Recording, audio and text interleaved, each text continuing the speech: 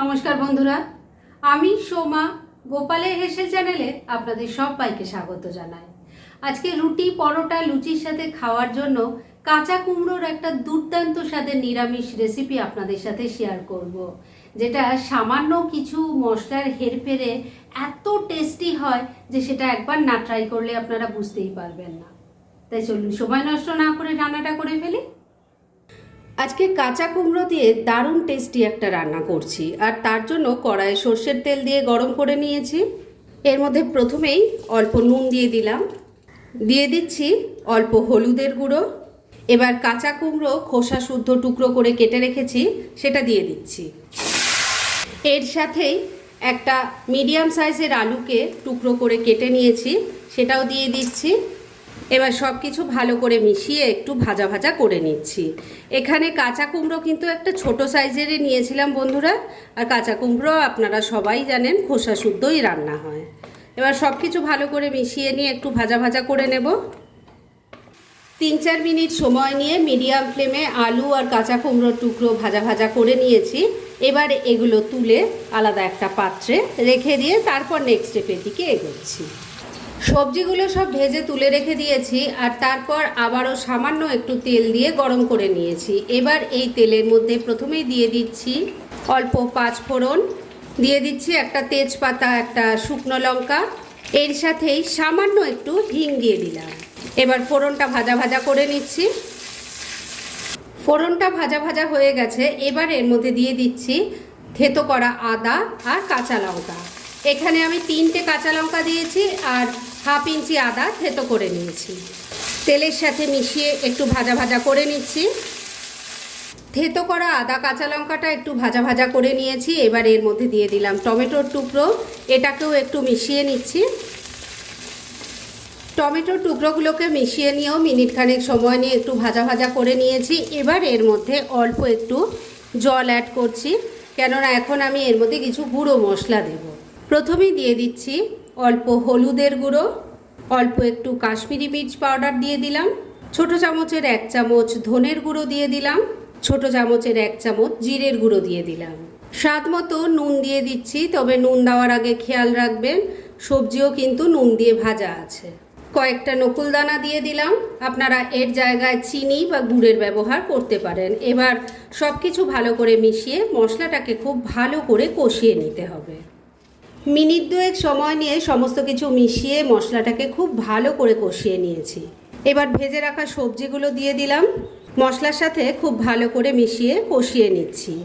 এই পর্যন্ত দেখে বন্ধুরা আপনাদের হয়তো মনে হতে পারে এটা একটা সাধারণ কাঁচা কুমড়োর রান্না, কিন্তু একটু ধৈর্য ধরে যদি শেষ অবধি ভিডিওটা দেখেন তাহলেই বুঝবেন যে এর মধ্যে যে টুইস্টটা পড়বে তাতে এই সাধারণ রান্নার স্বাদ অসাধারণ হয়ে যাবে, যেটা রুটি লুচি পরোটা সব কিছুর সাথে খেতে খুব ভালো লাগবে। মিনিট 2 সময় নিয়ে মশলার সাথে সবজিটাকে ভালো করে মিশিয়ে কষিয়ে নিয়েছি। এবার এর মধ্যে গ্রেভির জন্য উষ্ণ গরম জল দিয়ে দিচ্ছি। এই রান্নাটা কিন্তু বন্ধুরা ঝোলঝোল হয় না, আবার একদম শুকনোও ভালো লাগবে না, তাই সেই বুঝে জল দেবেন। ভালো করে মিশিয়ে নিচ্ছি। সব কিছু খুব ভালো করে মেশানো হয়ে গেছে। এবার ফ্লেমটাকে লো আর মিডিয়ামের মাঝামাঝি রেখে ঢাকা দিয়ে 4-5 মিনিট রান্না করে নিচ্ছি। আর এই সময়ের মধ্যে চলুন এই রান্নার সেই স্পেশাল মশলাটা বানিয়ে ফেলি। একদিকের ওভেনে তরকারিটা হচ্ছে আর আরেক দিকের ওভেনে এই রান্নার আমি স্পেশাল মশলাটা বানিয়ে নেব, তাই জন্য তরকা প্যান বসিয়ে গরম করে নিয়েছি। এর মধ্যে প্রথমেই দিয়ে দিচ্ছি 1 চামচ কালো সর্ষে, দিয়ে দিচ্ছি 1/2 চামচ মৌরি, এর সাথেই যাচ্ছে অল্প একটু কাসুরি মেথি। ফ্লেমটাকে একদম কমে রেখে সব কিছু ভালো করে মিশিয়ে মশলাটাকে ড্রাই রোস্ট করে নেব। বন্ধুরা আপনারা আমার রেসিপি দেখার সাথে সাথে আমার ফেসবুক পেজ গোপালের হেসেল তাতেও ভিজিট করতে পারেন, ডেসক্রিপশন বক্সে লিংক দেওয়া আছে।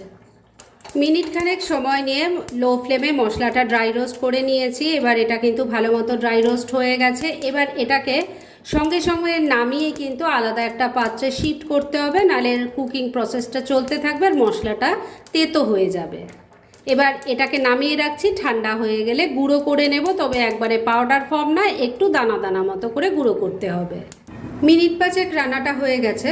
এবার ঢাকা তুললাম, আমি কিন্তু মাঝে একবার ঢাকা তুলে একটু নাড়াচাড়া করে দিয়ে নুন মিষ্টিটা চেক করে নিয়েছিলাম, আর সবজি কেমন সেদ্ধ হয়েছে সেটাও দেখে নিয়েছিলাম। তবে আপনাদেরও দেখিয়ে দিচ্ছি যে সবজি ভালো মতো সেদ্ধ হয়ে গেছে। প্রথমেই কুমড়োর টুকরোটা দেখে নিন, সুন্দর সেদ্ধ হয়েছে। এবার আলুটাও দেখে নিচ্ছি, দেখুন সুন্দরভাবে সমস্ত সবজি সেদ্ধ হয়ে গেছে। এবার ওই যে ড্রাই রোস্ট করা মশলাটা, যেটা আমি দেখুন গুঁড়ো করে নিয়েছি, সেই মশলাটা এর মধ্যে অ্যাড করে দিলাম, ভালো করে মিশিয়ে নিচ্ছি। এই মশলাটা দেওয়াতেই বন্ধুরা এই সাধারণ রান্নার টেস্ট একটা অসাধারণ পর্যায়ে পৌঁছে যায়। সেটা আপনারা যখন ট্রাই করবেন আপনারা নিজেরাও সেটা ফিল করতে পারবেন।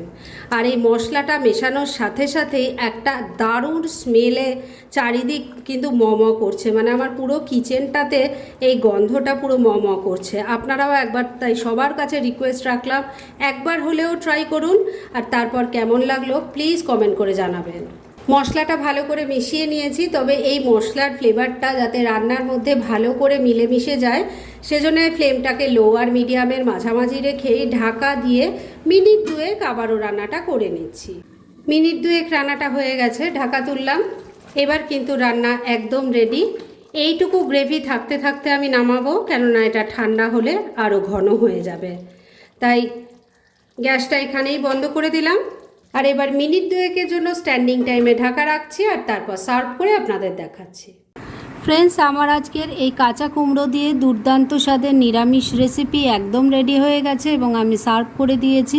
সামান্য একটু স্পেশাল মশলা অ্যাড করলে এই সাধারণ রান্নার স্বাদ যে কি অসাধারণ হয় সেটা একবার ট্রাই না করলে আপনারা বুঝতেই পারবেন না। তাই দেরি না করে পারলে এটা আজই একবার বানিয়ে ফেলুন, আর তারপর কেমন লাগলো সেটা প্লিজ কমেন্ট করে জানাবেন। এরকম ধরনের অনেক ভালো ভালো নিরামিষ রান্নার রেসিপি আপনারা গোপালের হেসেল সার্চ করলেই পেয়ে যাবেন, যার মধ্যে থেকে কিছু কিছু আমি সাজেস্টেড বক্সেও দিয়ে দেব, সেখান থেকেও আপনারা দেখে নিতে পারেন। তাই গোপালের হেসেল অবশ্যই ভিজিট করুন। আর আপনারা কেমন ধরনের রেসিপি চাইছেন সেটাও কিন্তু আমাকে জানাতে পারেন, আমি চেষ্টা করব সেই সব রেসিপিগুলো আপনাদের সাথে শেয়ার করার। আর আমার আজকের এই রেসিপি যদি আপনাদের ভালো লাগে আর ইউজফুল বলে মনে হয়, তাহলে যারা এখন আমার চ্যানেলটাকে সাবস্ক্রাইব করেননি তারা প্লিজ সাবস্ক্রাইব করুন। তাহলে আজকের মতো এখানেই শেষ করছি। পরদিন আবার এরকমই কোনো ভালো রেসিপি নিয়ে চলে আসব। আপনারা সবাই খুব ভালো থাকুন, সুস্থ থাকুন।